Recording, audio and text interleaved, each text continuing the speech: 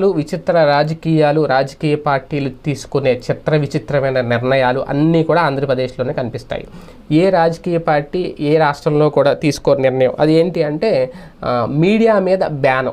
ఇప్పుడు తాజాగా మీడియాను బ్యాన్ చేస్తూ కొన్ని ఛానళ్ళు కొన్ని పార్టీలు బ్యాన్ చేస్తూ తీసుకున్న నిర్ణయాలు రాష్ట్ర వ్యాప్తంగా సంచలనంగా మారాయి. ఎందుకంటే ఇప్పటికే ఈటీవీ, ఏబిఎన్, TV5 ఇవన్నీ టీడీపీకి అనుకూల ఛానళ్ళు, పత్రికలు అనేది. అలాగే సాక్షి అంటే ఓపెన్గా అందరికీ తెలుసు అది వైసీపీకి అనేది. అలాగే ఎన్టీవీ, TV9 న్యూట్రల్గా ఉన్నా సరే కాస్తంత వైసీపీకి అనుకూలంగా ఉంటాయనే ప్రచారం. ఈ నేపథ్యంలోనే తాజాగా తెలుగుదేశం పార్టీ ఇప్పుడు ఒక కీలక నిర్ణయం తీసుకుందంట. టీడీపీ ప్రతినిధులు ఇప్పటికే సాక్షి ఛానల్ డిబేట్కి అయితే వాళ్ళు రారు, అలాగే ఎన్టీవీ, TV9 ఛానల్ డిబేట్కి కూడా వెళ్ళొద్దు అంటూ టీడీపీ అధినాయకత్వం కొన్ని సంచలన ఆదేశాలు జారీ చేసిందంట వాళ్ళకి.